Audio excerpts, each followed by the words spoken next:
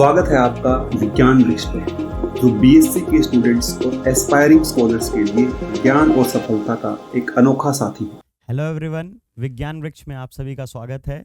Organometallic complexes के हम लोगों ने बॉन्डिंग पढ़ रहे थे। बॉन्डिंग में हमने सबसे पहले पढ़ा था आयनिक बॉन्डिंग, सेकेंडली हम लोगों ने पढ़ा था सिग्मा कोवेलेंट बॉन्डिंग, और उसके बाद थर्ड जो हमें पढ़ना है that is your multiple covalent bonding. Sigma covalent bonding जो सिंगल बॉन्ड से डील करेगी, मल्टीपल कोवेलेंट बॉन्डिंग जहां पे more than one covalent bond बनेगा वहां पे डील करना है। बट उससे पहले हमने क्या बोला था कि जो सिग्मा वाला पढ़ा है तो उसकी स्टेबिलिटी क्या होगी, डिस्टेबिलिटी क्या होगी, मतलब उसकी स्टेबिलिटी कौन बढ़ाएगा और स्टेबिलिटी कौन घटाएगा, ये हमको पढ़ना था। तो प्रीवियस वाले लेक्चर में हमने क्या पढ़ा था कि जो भी फैक्टर हैं, factor affecting the kinetic instability of organometallic complex या सिग्मा कोवेलेंट ऑर्गेनोमेटेलिक कॉम्प्लेक्स, उसमें मैंने आपको बताया था 3-4 चीजें पढ़ी थी, जिसमें से मोस्ट इंपॉर्टेंट जो था that is your beta hydride elimination, और एक क्या था हमारा था क्लीवेज ऑफ एमसी बॉन्ड, कि मेटल और कार्बन बॉन्ड ब्रेक होने के बाद फॉर्म करें एक नया स्टेबल बॉन्ड, तो इसकी वजह से टूटता था। एक और चीज थी कि जब हमारे एमसी बॉन्ड मतलब मेटल कार्बोनिल जो है, सॉरी मेटल और कार्बन बॉन्ड ओएमसी का ब्रेक करेगा तो बनने वाली जो रिएक्टिव स्पीसीजेस होती हैं that is your mostly radicals और some time they are ions. So they when they are going to break, they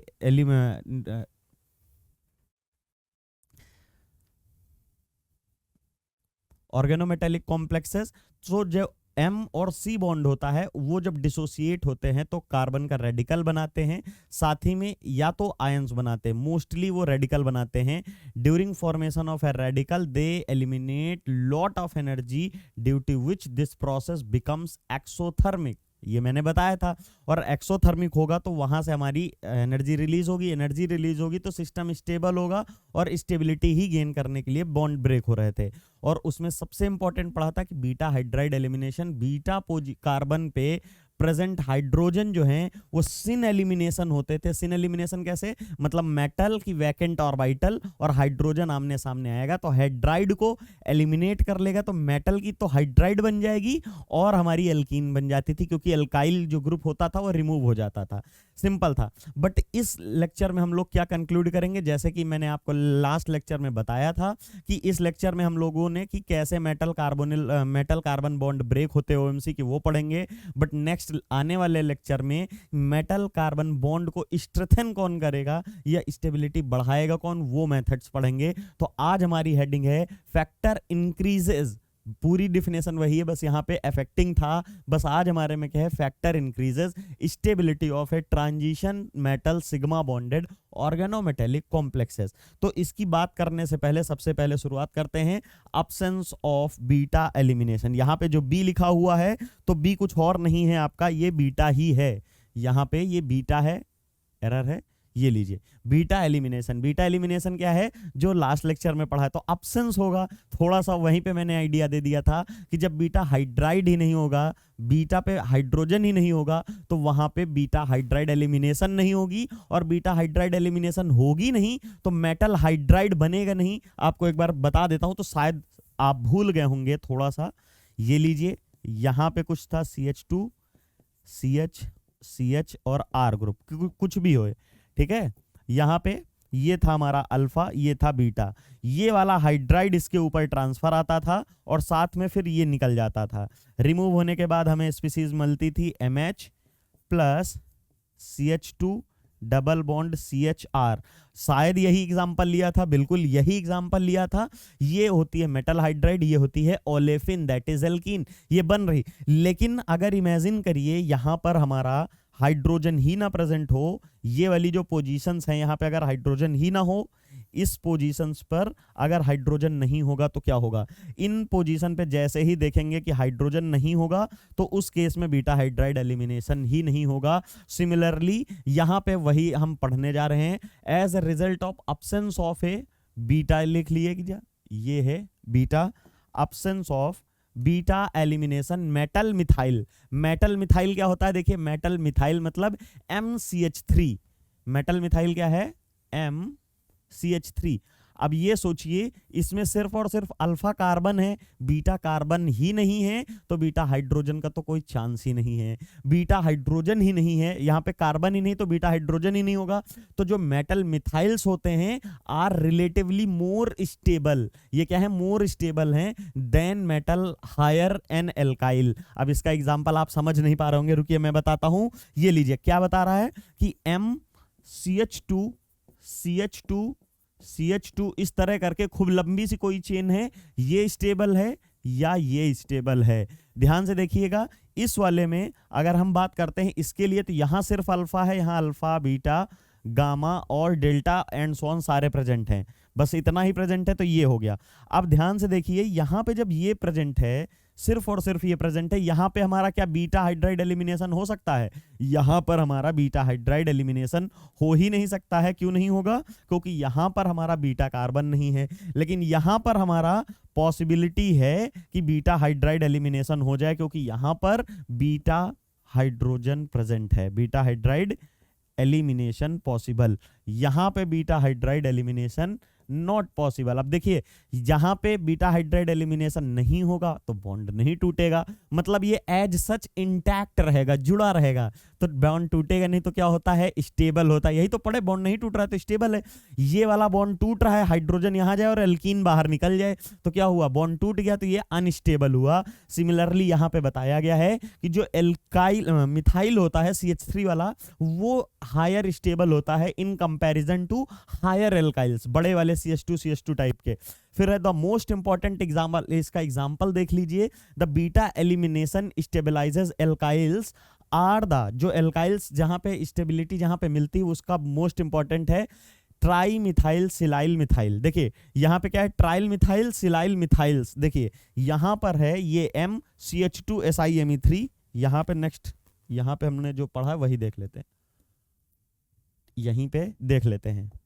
वो बोल रहा है MCH2Si, SI के ऊपर कितने CH3 हो सकते हैं? इधर आप CH3 लगाइए, चाहे जो एल्काइल ग्रुप, R ग्रुप, आप इथाइल मिथाइल कुछ भी लगा लीजिए। क्यों? प्रॉब्लम हमको सिर्फ और सिर्फ होती है बीटा पोजीशन से, और अगर बीटा पोजीशन पे देखेंगे तो कौन सा ग्रुप लगा है, बीटा पोजीशन पे हमारा सिलिकॉन ग्रुप लगा है, और उस पर कोई हाइड्राइड नहीं है, हाइड्रोजन नहीं है, तो हाइड्राइड बनेगा नहीं, क्योंकि यहाँ CH2 ग्रुप, इधर CH3 ग्रुप और इधर CH3, इधर CH3, हाइड्रोजन है ही नहीं, तो हाइड्राइड की फॉर्मेशन कौन करेगा? इसीलिए इसका बेस्ट एग्जांपल है ये जो स्टेबल कंपाउंड है। As a result number of stable organometallic compounds are known. इसका जो कॉम्प्लेक्स है जहां पे हम देखेंगे CH2, मतलब ये यूनिट जितनी है, इसकी वजह से अगर आप देखेंगे, इस यूनिट की वजह से CH2Si, ये हमारे CH3 हैं, कितने हैं? 3 है, तो इसको ये लिख सकते हैं। अब यहां पे आप मेटल, कोई भी मेटल चेंज करते जाइए, यहां पे मेटल चेंज करते जाइए और आपको रिजल्ट मिलते जाएंगे।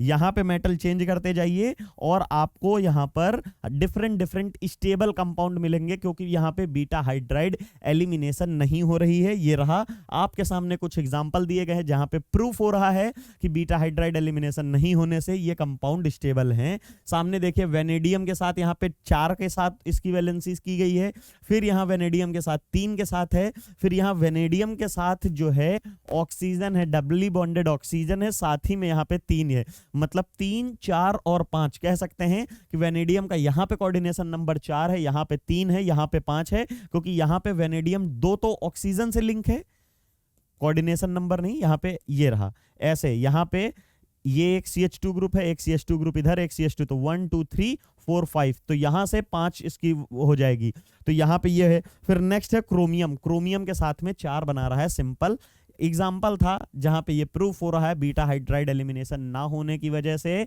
यहां पे स्टेबिलिटी आई है। सिमिलरली मेटल बेंजाइल्स, बेंजाइल ग्रुप कौन सा होता है आपको याद होगा, तो बेंजाइल ग्रुप कुछ ये होता है सर, ये बेंजीन है, इसी के ऊपर जब CH2 जुड़ा होता है इसी को BN ग्रुप बोलते हो। BN कौन सा?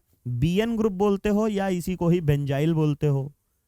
बेंजाइल क्या बोलते हो? बेंजाइल ग्रुप या BN ग्रुप, ये रहा। अब यही ग्रुप, अब इसमें आप ध्यान से देखेंगे जब इसको किसी मेटल से लिंक कर रहे होंगे, चलिए मैं यहां से मान लेता हूं मेटल से लिंक होगा। अब बताइए इसकी अल्फा पोजीशन पे कौन है, चलिए CH2 है, बिल्कुल है सर। लेकिन जो बीटा पोजीशन है, बीटा पोजीशन पे ध्यान से देखिए, एक पोजीशन पे तो हमारा क्या हो गया है, एक पोजीशन पे इधर कार्बन जुड़ा है, एक पोजीशन पे इधर कार्बन जुड़ा है, एक पोजीशन पे इधर कार्बन जुड़ा है। मतलब जो आखिरी वैलेंसी बची वो तो पाई बॉन्ड वाली है, चाहे वो रेजोनेंस की तरफ से इधर से मान लीजिए, चाहे इधर से वो रेजोनेंस है। मतलब यहां पर चारों की चारों वैलेंसी ऑलरेडी फुलफिल हैं, यहां पर भी हाइड्रोजन नहीं है। हाइड्रोजन ना होने की वजह से यहां भी बीटा हाइड्राइड एलिमिनेशन नहीं होगा, और इस तरह BN वाली बेंजाइल से बनने वाली जो भी स्पीसीज होंगी वो भी ऑर्गेनोमेटेलिक स्टेबल होंगी। कहां, वो की वहां पे बीटा हाइड्राइड एलिमिनेशन होगा नहीं, तो कंपाउंड ब्रेक नहीं होगा। और मैं क्यों कह रहा हूं बीटा हाइड्राइड एलिमिनेशन नहीं होगा तो कंपाउंड स्टेबल हो जाएगा, शायद अगर आपको लास्ट लेक्चर में याद होगा, because beta hydride elimination requires very less amount of energy to take place. जहां पे मैंने एक वर्ड लिखा था इस साइड में कि वहां पे क्या था, लो लाइंग एनर्जी बैरियर होता है, मतलब कि इसको निकालना और पूरी प्रोसेस होने में बहुत कम टेम्परेचर, बहुत कम एनर्जी की रिक्वायरमेंट होती है। That is why it is a very important factor और very important determination factor for stability of organometallic compound. जहां पे एनर्जी को बहुत ज्यादा देना नहीं है, जो रूम टेम्परेचर वगैरह से ही एनर्जी लेके जहां रिएक्शन हो रही होगी तो वो तो अपने आप हो जाएगी। तो अगर उस जगह वो पॉसिबिलिटी होगी तो अपने आप हो जाएगी, लेकिन अगर यहां पे बीटा होगा ही नहीं तो रूम टेम्परेचर क्या हीट करते रहो तब भी नहीं होगा। तो वही चीज है कि हमको सबसे पहले चेक करना होता है कि बीटा हाइड्राइड या बीटा हाइड्रोजन तो नहीं प्रेजेंट है। फिर आगे भी बात बताएंगे, उसमें भी कुछ होता है एंगल का, वो बताएंगे। बट सबसे पहला फैक्टर कि बीटा हाइड्रोजन एब्सेंट होना चाहिए, आपको ये आना चाहिए। फिर क्या है, सिमिलरली मेटल बेंजाइल्स MCH2AR, AR क्या है C6H5 और CH2 group, and metal neopentyl क्या है MCH2, C के ऊपर इधर भी CH3, इधर भी CH3 और इधर भी CH3, ठीक है, जिसको आप 2,2 मिथाइल प्रोपेन भी IUPAC नेम से जानते हैं। इसके कॉमन नेम को बोलते हैं नियोपेंटाइल ग्रुप। तो नियोपेंटाइल में आप देखिए, इसमें भी हमारा बीटा पोजीशन पे अल्फा और बीटा पे क्या है CH2 ग्रुप है, बीटा पे क्या है CH3 है, बीटा पे क्या है CH3 और बीटा पे क्या है CH3। कोई भी डायरेक्टली लिंक हाइड्रोजन नहीं है इस पोजीशन में, तो यहां भी बीटा हाइड्राइड एलिमिनेशन नहीं होगा और इसमें भी नहीं होगा, इसमें तो होगा और यहां पर भी नहीं होगा। शायद आपको समझ में आ गया होगा। और well known stable compound because of absence of beta hydrogen, simple था। नेक्स्ट हम देखेंगे स्टेबिलिटी फैक्टर का कि किसकी वजह से डिटरमाइन होगा। यहां पे कोऑर्डिनेशन नंबर इंक्रीज करने से स्टेबिलिटी कैसे बढ़ती है, increase in the coordination number. Metal का कोऑर्डिनेशन नंबर 4 है तो वो लेस स्टेबल है, 6 है तो स्टेबल है। बेस्ट एग्जांपल, ऑलरेडी एक एग्जांपल पढ़े हैं, आपके सामने रख रहा हूं मैं ये वाला एग्जांपल, यहां ये रहा। कहां पे क्या है, an increase in the coordination number of a metal by the surrounding ligand. जो सराउंडिंग लिगेंड के आने से क्या होगा, इनहेंसेस द स्टेबिलिटी। मतलब क्या है, सिमिलरली आप देखिए जैसे ये है, यहां पे कोई ग्रुप है, ये ग्रुप है, ये ग्रुप है, ये ग्रुप है। अब इसके ऊपर कोई भी रिएक्शन होनी होगी किसी न्यूक्लियोफाइल की, इलेक्ट्रोफाइल की, सॉल्वेंट की, किसी के लिए भी, तो देखिए ये इधर से आ सकता है, इधर से आ सकता है, इधर से आ सकता है, इधर से आ सकता है, क्योंकि यहां 4 लिगेंड थे। लेकिन अगर मैं बात कर लेता हूं, यहां पे एक कार्बन, एक यहां कार्बन, एक यहां कार्बन, एक यहां कार्बन, एक यहां कार्बन, एक यहां कार्बन। अब इसके लिए देखिए कितनी कम जगह है, ये देखिए यहां से जगह कम हो गई, यहां पे जगह कम हो गई, और यहां तो पूरी भर भर की देखिए कितनी ज्यादा स्पेस है, पूरी कहीं से भी आ सकता है हमारा लिगेंड, कोई भी एक्सटर्नल सोर्स। मतलब यहां पे वैकेंसी ही कम हो जाती, स्पेस कम हो जाती किसी के अटैक करने की। इसीलिए कोऑर्डिनेशन नंबर बढ़ने से हमारी स्टेबिलिटी ऑर्गेनोमेटेलिक कॉम्प्लेक्सेस की बढ़ती है। ये मैंने बहुत बेसिक चीज समझाई है आपके कॉन्सेप्ट के लिए, रीजन और भी बहुत सारे हैं। यहां पे पहला एग्जांपल है TiMe3, जिसको हम पढ़ रहे थे -23 डिग्री सेल्सियस, यहां पे 20 डिग्री सेल्सियस लिखा है, लेकिन जब हम लोगों ने पहले पढ़ा था तो जो TiMe3 टाइप के कॉम्प्लेक्स थे, ये जो सॉरी TiMe4 कॉम्प्लेक्स था, ये -23 डिग्री सेल्सियस पर भी डिकम्पोज होने लग रहे थे, याद होगा। But the addition of a बाइपिरिडिल, ये बाइपिरिडिल क्या होता है, बाइपिरिडिल जो होता है ये होता है पिरिडीन ग्रुप जो होता है उसी का ही भाई होता है। दो पिरिडीन को लिंक कर दीजिए, यही हमारा बाइपिरिडिल ग्रुप होता है। और एक नाइट्रोजन के पास पिरिडीन में एक लोन पेयर, तो दो नाइट्रोजन होने से यहाँ दो लोन पेयर, और इसी से ही ये क्या करते हैं, डोनेशन करते हैं। तो वही कह रहा है कि addition of a bipyridyl to the TiMe4। तो TiMe4 का अगर हम यहाँ बात करते हैं, ये लीजिए Ti हो गया और Me4 हो गया, और यहाँ पे खाली TiMe4 है। यहाँ पे इसका कोऑर्डिनेशन नंबर कितना है, यहाँ इसका कोऑर्डिनेशन नंबर 4 है, क्योंकि सिर्फ और सिर्फ 4 हमारे लिगेंड जुड़े हुए हैं। यहाँ पे इसका कोऑर्डिनेशन नंबर कितना है, यहाँ पे इसका कोऑर्डिनेशन नंबर हमारा 6 हो जाएगा। क्यों? क्योंकि यहाँ पे हम डील कर रहे हैं पिरिडिल के साथ भी, पिरिडीन नहीं है पिरिडिल है, याद रखिएगा, ये पिरिडीन नहीं पिरिडिल है, इसको आप नोट कर लीजिएगा। कोऑर्डिनेशन नंबर 4 यहाँ है, कोऑर्डिनेशन नंबर 6 है, क्योंकि दो नाइट्रोजन के साथ डोनेशन होती है, दोनों को एक एक एटम मानने को, तो कोऑर्डिनेशन नंबर 2, 4 ऑलरेडी से था तो 6 हो गया। वही जैसे ही ये बनाते हैं, ये तो -23 डिग्री सेल्सियस, ये जो है -23 डिग्री सेल्सियस पे भी वो हो जाता है, डिकम्पोज होने लग रहा था, ठीक है, अनस्टेबल था। लेकिन ये वाला जो है +60 डिग्री सेल्सियस तक भी स्टेबल रहता है, ये बताया जा रहा है। In fact the coordination number increases from 4 in TiMe3 जो मैंने बताया है, to 6 in TiMe4 bipyridyl, where Me is a CH3। Simple है। Stability of a metal alkyl, stability of a metal alkyl मतलब MR ग्रुप जो है, MCH3 नहीं MR group है, क्योंकि एल्काइल है, मिथाइल नहीं बोल रहे हैं ना, is significantly increased by incorporating pi acid ligand। pi acid ligand मतलब अगर आप यहाँ पे यही लिख रहे थे TiCH3, ठीक है, का होल 4 ये है, साथ ही में आप इंक्रीज कर दो, इधर एक CO लगा दो, एक इधर CO लगा दो, that is your pi acid. जितने भी हमारे पाई कार्बोनिल हो गया, साइनाइड हो गया, PR3 हो गया, फॉस्फीन हो गए, PR3 हो गया, PPH3 हो गया, ये सारे कैसे होते हैं, पाई एसिड। CP हो गया, CP वीक होता है लेकिन फिर भी पाई एसिड होता है। तो ये सारे क्या करते हैं, इनहेंस करते हैं स्टेबिलिटी को। सिंपल सी चीज है, ये हमने बताया था क्यों करते हैं, आगे चल के और भी पढ़ेंगे, क्योंकि ये बैक बॉन्डिंग करते हैं, कंपाउंड को स्टेबलाइज करते हैं। जितने ज्यादा कंपाउंड बॉन्ड बनाएगा उतनी एनर्जी रिलीज करेगा, उतना स्टेबल वो होगा। सिंपल सी चीज है। नेक्स्ट पॉइंट पे हम लोग मूव करने से पहले देख लेते हैं कि क्या है विज्ञान वृक्ष ने आपके लिए जो है कुछ कंटेंट जो है आपका फुल सेमेस्टर कोर्स जो होता है, आप इंडिया के किसी भी यूनिवर्सिटी में पढ़ रहे होंगे तो आपको full semester course recorded topic wise unit wise दे रहा है विज्ञान वृक्ष, जहां पे आप एप्पल स्टोर या प्ले स्टोर पे जाके डाउनलोड कर सकते हैं और कोर्स परचेज कर सकते हैं। और फीस तो इतनी मिनिमम है कि आप मतलब सोच नहीं सकते हैं जो भी है। अगर आप यूजी में हैं और ग्रेजुएशन जो है, ग्रेजुएशन के बाद पोस्ट ग्रेजुएशन हायर एजुकेशन अच्छी जगह से करना चाहते हैं तो आप जो है CUET बैच परचेज कर सकते हैं विज्ञान वृक्ष से, जहां पे आपको बहुत ही सीक्वेंस मैनर में आपको पूरा सिलेबस दिया जाता है और कॉम्पिटिटिव लेवल में जो भी पूछा जाता है उन सब चीज़ों की यहाँ पे व्यवस्था की गई है, test series, DPP, assignment type की सब कुछ। और आप अगर चाहते हैं कि आप और अच्छी जगह से MSc करें, ग्रेजुएशन करें, मास्टर्स करें अपनी, तो इंडिया की टॉप मोस्ट यूनिवर्सिटी और कॉलेजेस जैसे IIT हो गई, NIIT हो गई, तो इन जगह से आप अपनी मास्टर कंप्लीट कर सकते हैं, जिसके लिए विज्ञान वृक्ष ने आपके लिए रिकॉर्डेड कंटेंट रखा हुआ है बहुत ही अफोर्डेबल प्राइस में। लेकिन अगर आप मास्टर्स कर रहे हैं या कर चुके हैं तो उन बच्चों के लिए ये सिलेबस, ये जो भी कंटेंट है तो उनके लिए किसी काम का नहीं होगा। तो उन बच्चों के लिए है IIT गेट और CSIR नेट जैसे केमिस्ट्री फील्ड के बहुत ही बड़े एग्जाम्स, जिनको क्वालिफाई कर कर और क्रैक कर कर आप किसी भी गवर्नमेंट इंस्टीट्यूट में जॉब कर सकते हैं। किसी इन द सेंस जो भी PSUs होती हैं, इंडिया की PSUs जैसे इसरो, बार्क, DRDO, ONGC, इस तरह की जगहों पे आप गेट के बिहाफ पर सिर्फ और सिर्फ इंटरव्यू देकर वहाँ पे जॉब कर सकते हैं। साथ ही में जिन लोगों की रैंक बहुत अच्छी नहीं आती है तो उनका गेट तो क्लियर हो गया, तो वो MSc ऑलरेडी कर चुके हैं तो वो IIT से PhD करते हैं, उनको गवर्नमेंट ऑफ इंडिया की तरफ से फेलोशिप दी जाती है।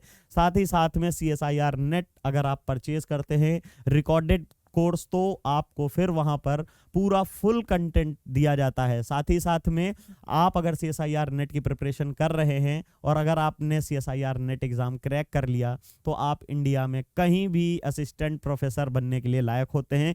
किसी भी यूनिवर्सिटी या कॉलेज कुछ भी कर सकते हैं।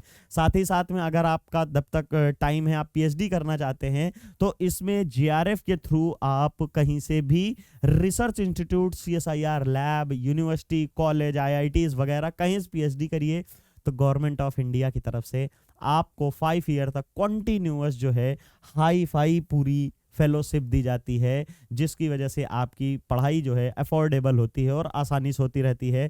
उसी तरह जैसे विज्ञान वृक्ष आपके लिए इतना अफोर्डेबल प्राइस में पूरा स्टडी मटेरियल तैयार करके रखा है, जिसमें से अगर आप जो भी कोर्स परचेज या बाय करना चाहते हैं आप ऐप पे जाके तुरंत परचेज कर सकते हैं और चैनल को सब्सक्राइब कर सकते हैं। चलिए नेक्स्ट मूव करते हैं। हम लोग स्टेबिलिटी की बात पढ़ रहे थे, 2 फैक्टर पढ़ लिए। सबसे मोस्ट इंपॉर्टेंट फैक्टर पिछले वाले लेक्चर में भी बताया था कि बीटा हाइड्राइड एलिमिनेशन देखना है सबसे पहले, आज भी देख लिया। सेकंड हमने देखा कि कैसे कोऑर्डिनेशन नंबर इंक्रीज करने से कंपाउंड में स्टेबिलिटी आती है। सिमिलरली अब थर्ड पोर्शन है चीलेशन। इसको एक्सप्लेन करने की जरूरत नहीं क्योंकि कोऑर्डिनेशन या कहीं भी आप जाते हैं जैसे ही चीलेशन आती है तो स्टेबिलिटी बढ़ जाती है। वहां पे मैंने आपको समझाया है कि सिर्फ चीलेशन आने से एक फैक्टर इंक्रीज नहीं करता है, वहां 2 फैक्टर होते हैं, इंथैल्पी और एंट्रोपी। थर्मोडायनेमिक्स में आप पढ़ते हैं टर्म इंथैल्पी और एंट्रोपी। वहां चीलेशन की वजह से दोनों चीजें इंक्रीज हो रही होती हैं, जिसकी वजह से एक नहीं 2-2 फैक्टर की वजह से यहाँ पे हमारा चीलेशन होने से 2-2 फैक्टर की स्टेबिलिटी आती है। मतलब जनरली एक चीज से स्टेबल हो जाए तो अच्छा ही होता है। जैसे अभी आप हमारे विज्ञान वृक्ष से आईआईटी गेट पास कर ले या सीएसआईआर नेट एक क्वालिफाई कर ले तो बहुत अच्छा है, लेकिन अगर आपने सीएसआईआर नेट भी क्वालिफाई कर लिया है और अच्छी जेआरएफ भी मिल रही है और साथ ही साथ आपने आईआईटी गेट में भी रैंक ले आते हैं तो सोने पे सुहागा होता है। सिमिलरली जब भी चिलेशन होता है तो इंथैल्पी और साथ साथ में एंट्रोपी दोनों फेवरेबल होता है, जो कि आप बोलते हैं डेल्टा एच और डेल्टा एस दोनों फेवरेबल होता है, जिसकी वजह से हमारे कंपाउंड स्टेबल बनते हैं। सिमिलरली ओएमसी में जब डील करते हैं वही होता है, जब चिलेशन होती है तो कंपाउंड में स्टेबिलिटी आती है। क्या है? Stability of a metal carbon bond A increased by making it is A part of A chelating ring. जब भी हम मेटल को चिलेट रिंग का पार्ट बनाएंगे तो वहां पे स्टेबिलिटी बढ़ेगी, एंट्रोपी बढ़ती है, साथ ही साथ में इंथैल्पी बढ़ती है, याद रखिएगा। फिर क्या है? स्टेबल चिलेट रिंग में be formed either by donating through a terminal amino group और by involving orthocarbon of a benzyl amino group. देखिए थोड़ी देर पहले ही मैंने बताया था बेंजाइल ग्रुप कौन सा होता है, ये रहा, यहाँ पे लिखा है। ये जो CH2 और C6H5 ग्रुप होता है इसी को बोलते हैं बेंजाइल ग्रुप। और इसी में अगर यहाँ पे लास्ट स्लाइड में जो देख रहे थे इस वाली में क्या है कि अमाइनो ग्रुप, ये एक कंपाउंड दिया है तो यहाँ पर से ये यहाँ से भी डोनेशन कर सकता है, यहाँ पर से ये जो निगेटिव पार्ट है, क्योंकि आपको पता है ये तो आयनिक होते हैं, ये तो आयनिक होते हैं, Li पॉजिटिव CH2 निगेटिव, तो ये यहाँ से और यहाँ 2 पोजीशन से डोनेट कर सकता है। और एक यहाँ पे निगेटिव पार्ट बनेगा, एक यहाँ पॉजिटिव पार्ट। और ये मतलब इसमें अगर डोनेशन होगी तो इसके इससे हो जाएगी और इसमें होगी तो CH2 से होगी। उन्हीं का रिजल्टेंट मैंने बनाया है। एक Cl बाहर चला जाएगा और आपके सामने कुछ स्पीसीज बन के तैयार हो जाएगी। ये कंपाउंड बहुत स्टेबल है, आगे चल के भी मैं बताऊंगा। यहाँ पर अब जब आप देखेंगे जो है यहाँ पे D इलेक्ट्रॉन जो होते हैं क्या होता है, ये +4 ऑक्सीडेशन स्टेट में है यहाँ पे। और साथ ही साथ एक और इंपॉर्टेंट चीज क्या है, यहाँ पे D0 इलेक्ट्रॉन होते हैं, क्योंकि ये टाइटेनियम ग्रुप का मेंबर है। टाइटेनियम के पास तो 2 ही इलेक्ट्रॉन होते हैं, इसकी कन्फिगरेशन ही जो होती है S2 और 3D2 होती है। और 4 इलेक्ट्रॉन है, 4 के चारों रिलीज कर दिए तो S भी वैकेंट, D भी वैकेंट, तो ये कुछ अलग टाइप की स्पीसीज हो जाती है। तो ये आपको याद रखनी थी।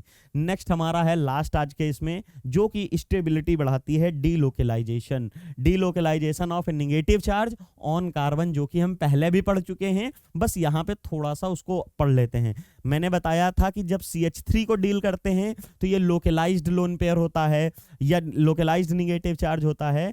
जब हम CP के लिए बात करते हैं साइक्लोपेंटाडाइन की, तो इसका जो नेगेटिव चार्ज है वो रेजोनेंस के थ्रू रेजोनेट होता रहता है पूरी रिंग में। 5 कार्बन डिफ्यूज होता रहता है। मैंने आपको एक एग्जांपल दिया था कि आप अकेले 100 केजी का बैग लेके कैरी करके चलेंगे, वो बहुत डिफिकल्ट है, लेकिन वो उसी को कहते हैं लोकलाइज होना। मतलब आपके ऊपर 100 केजी का वेट रख दिया जाए तो वो लोकलाइज है, किसी एक पर्सन पे ही है, तो वो बहुत ज्यादा अनस्टेबल बना देगा आपको। सिमिलरली अगर आपके साथ 4 दोस्त हैं और आपको मिला के 5 लोग हैं और आपके ऊपर जो वेट था आपने अपने फ्रेंड्स को 20-20 केजी डिस्ट्रीब्यूट कर दिया, तो पांचों के पास 20-20 केजी के जो वेट है डिस्ट्रीब्यूट हो जाएगा, जिसकी वजह से 20 केजी वेट आप इजीली ले जा सकते हैं, हैंडल कर सकते हैं और स्टेबल हो जाएंगे। सिमिलरली यहां पे लोकलाइज्ड है, एक ही कार्बन पे है, यहां पे डिलोकलाइजेशन का कोई चांस नहीं है। खाली CH3 नहीं, CH2 है, इसमें CH3 है,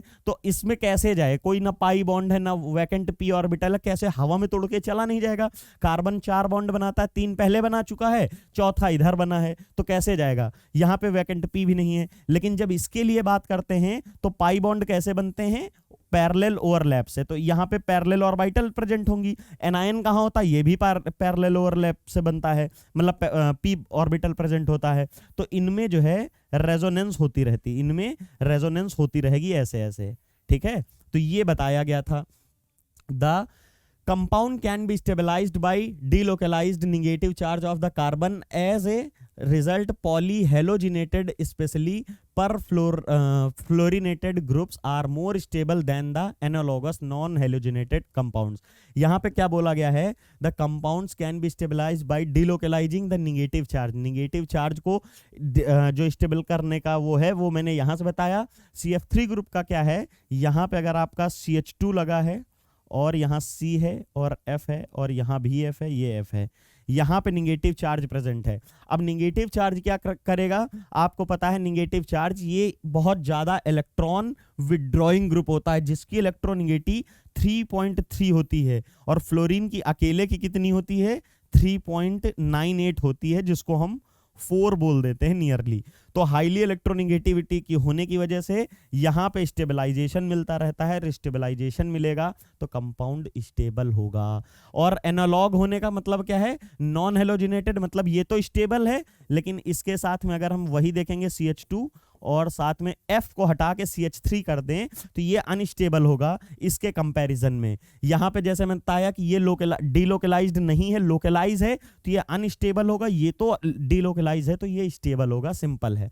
it means MCF3 bonds are more stable than MCH3। जो चीज मैं बता रहा हूं कि ये तो अनस्टेबल है लेकिन ये स्टेबल हो जाएगा। Similarly aromatic ring should for more stable compounds then aliphatic. कोई भी एलिफेटिक ले लीजिए, बेस्ट एग्जांपल मैं देता हूं बेंजीन के साथ का। ये लीजिए, यहां पे आप ले सकते हैं बेंजीन का एक एग्जांपल और यहां पे मेटल जोड़ दीजिए, यहां पे CH2 और मेटल जोड़ दीजिए, ये CH2 मेटल, तो ये तो स्टेबल होगा, ये बनने वाला स्टेबल होगा, लेकिन इसी का जो सामने वाला दूसरा पार्ट होगा एनालॉग, ये CH2M, ये हमारा कैसा होगा? ये हमारा अनस्टेबल होगा। ये समझ लीजिए, सिंपल सी चीज है। जो अपने इलेक्ट्रॉन्स को, अपने निगेटिव चार्ज को डिस्पर्स करेगा वो स्टेबल होगा। जो अपने निगेटिव चार्ज को स्टेबल करेगा या डिलोकलाइज करेगा वो स्टेबल होगा। सिंपल सी चीज है। आपके ऊपर 100 केजी का वेट था, आपने अपने फ्रेंड्स में डिस्ट्रीब्यूट किया, आप स्टेबल हो गए। लेकिन अगर आपने नहीं किया तो आप डिलोकलाइज्ड ना होके लोकलाइज है, अपने ही ऊपर पूरा बोझ लेके चल रहे हैं, तो आपको प्रॉब्लम होगी। बस सिंपल सी कॉन्सेप्ट है, यही चीज यहां पे बतानी थी। तो आज हम लोगों ने कंप्लीट कर लिया है अपना बॉन्डिंग पार्ट का। आयनिक बॉन्डिंग पहले किया था, फिर हमने कोवेलेंट बॉन्डिंग किया, सिग्मा कोवेलेंट, फिर सिग्मा कोवेलेंट का ही पार्ट हमने दूसरा क्या पढ़ा कि factor affecting the sigma covalent bond stability. फिर आज हमने जो कवर किया चौथे लेक्चर में, उसके क्या पढ़ा कि जो factor increases sigma bond covalent, sigma covalent bond strength. Simple ये पढ़ लिया है। नेक्स्ट लेक्चर में ही हमको, और अपना ये बॉन्डिंग का लास्ट लेक्चर हो सकता होगा, जिसमें हम पढ़ेंगे sigma metallic bonding, sigma multiple covalent bonding या multiple covalent bonding in organometallic compound. क्योंकि हम लोगों ने देखा था हमारे 3 पार्ट थे। कौन कौन से? आयनिक वाला था, फिर सिग्मा कोवेलेंट था, ये सिग्मा कोवेलेंट था, और सबसे लास्ट में क्या था? मल्टीपल कोवेलेंट था, मल्टीपल कोवेलेंट था। ये तो शायद आपको पता ही होगा। तो हमने ये कवर कर लिया, ये कवर कर लिया, इसी के 2 हमने कवर कर लिए। फैक्टर अफेक्टिंग, ठीक है, फैक्टर कौन कौन से अफेक्ट कर रहे थे, और साथ में हमने दूसरा देख लिया फैक्टर इंक्रीजेज स्टेबिलिटी। दो चीजें पढ़ ली। जो आज का लेक्चर था वो फैक्टर कैसे इंक्रीज होगा, सबसे पहले बीटा हाइड्रोजन हमारे उस पे नहीं होना चाहिए, नहीं तो एलिमिनेशन हो जाएगा, टूट जाएगा कंपाउंड। दूसरा हमने क्या पढ़ा, कोऑर्डिनेशन नंबर 4 से 6 मतलब जिनमें ज्यादा कोऑर्डिनेशन नंबर होगा वो स्टेबल होंगे। तीसरा क्या पढ़ा, चीलेशन होनी चाहिए। चौथा क्या पढ़ा, डीलोकेलाइजेशन ऑफ नेगेटिव चार्ज होनी चाहिए। ये आपको सबको समझ में आ गया होगा। विज्ञान वृक्ष के साथ जुड़े रहिए और चैनल को सब्सक्राइब करिए। थैंक यू सो मच, मिलते हैं नेक्स्ट लेक्चर में।